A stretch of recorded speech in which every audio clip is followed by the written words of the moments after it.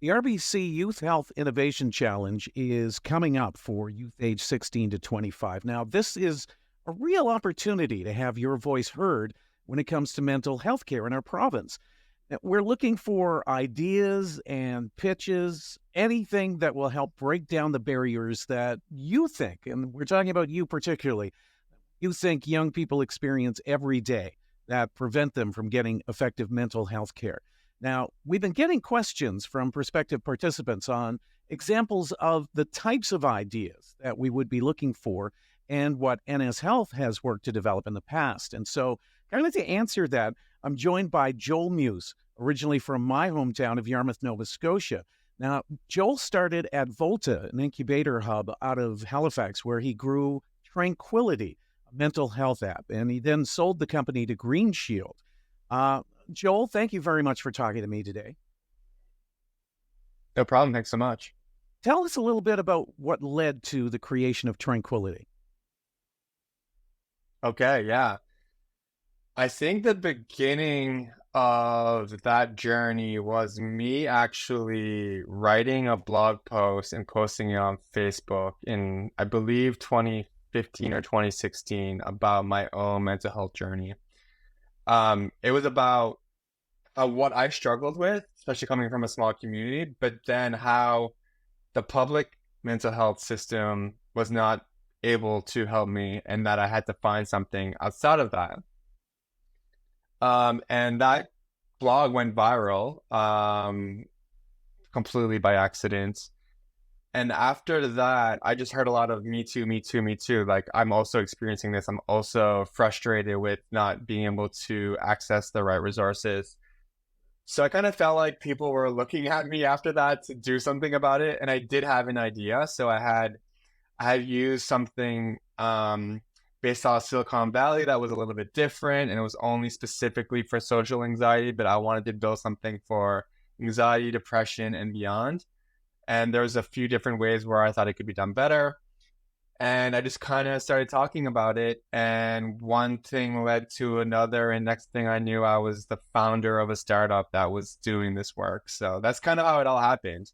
Um, I think it also comes from me struggling with my own mental health since a really early age. Looking back now, like since probably even preteens. So it's like my kind of my own struggles, but then trying to help myself and others at the same time as well. All right. So, with the idea of Tranquility, how did you validate that idea from the beginning? How did you have it so that other people kind of understood it and were excited about the concept? Yeah, I mean, I think the real way we validated it was my co-founder is actually a professor at Dalhousie University.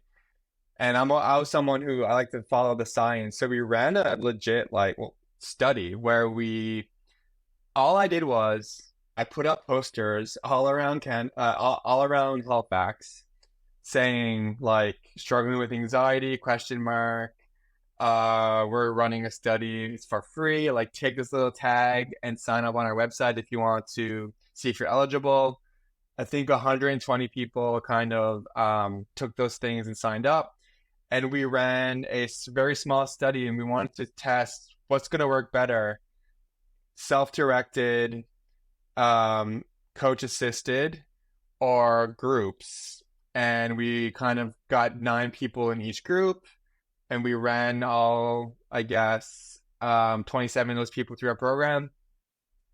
And we saw some legitimate evidence based on outcome data that we constantly measured during the process of going through our program, that this, in fact, does work the way we thought it would based on all the other research that has already been published before us. All right. So, got everything going. What's one of the biggest lessons that you've learned kind of working your way through this concept when it comes to developing an idea like this? I mean, I think it's obvious, but it's to actually listen to your clients and customers. And what's great about us is because we have coaches, we have that direct feedback every day. So we would go back and ask our coaches, like, what are our clients potentially struggling with? What are the things that they wish they had that would make this easier? And we continue to iterate based on the feedback that we were provided, as well as an exit survey. So it's really coming down to, I have an idea.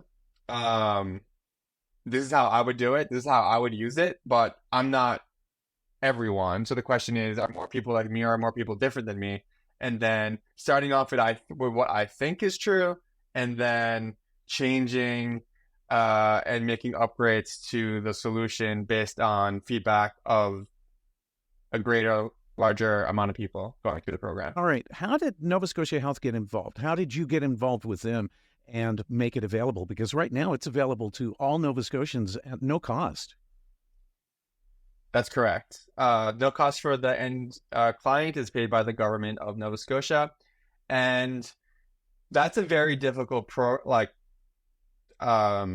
thing to a nut to crack, as so to speak, because when it comes to Nova Scotia Health, they would probably have one of the highest barriers to entry to get in there.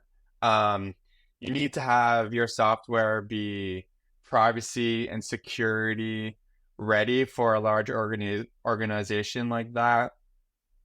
You have to have the validation of the data that shows that this is actually comes and built by, I would say, legitimate people. So again, ours was by clinical psychologists.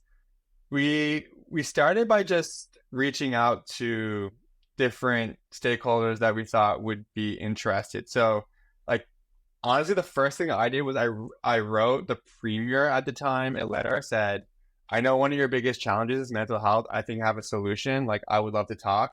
It took 3 months to hear back, but eventually he put me in touch with the Department of Health or of Mental Health, and I was able to have a discussion with them and tell them what I was doing and see if they were interested.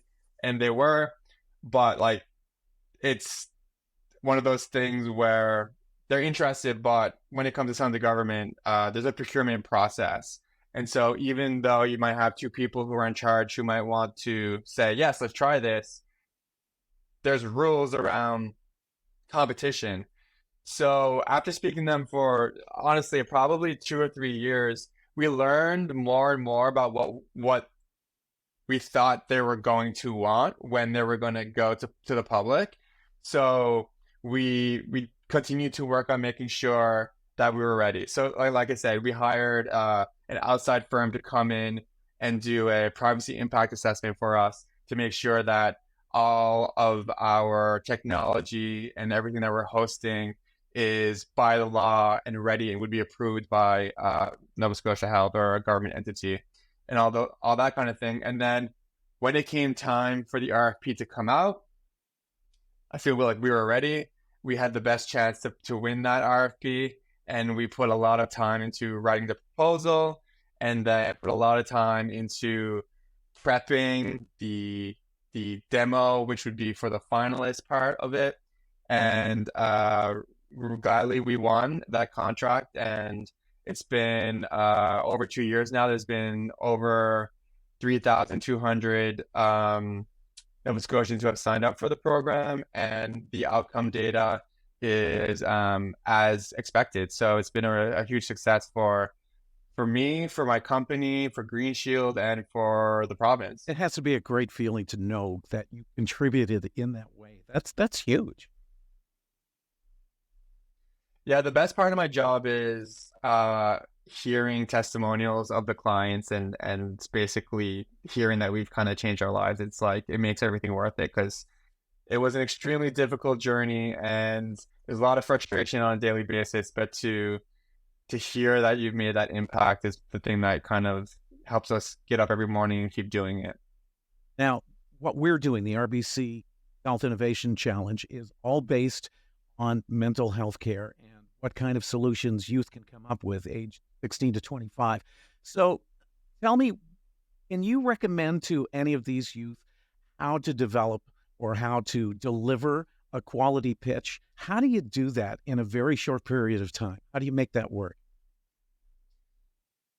Yeah, I think the main thing you need to do is come out front and describe what the challenge or the problem is you're going to solve, and then explaining to us how your solution is going to solve that problem.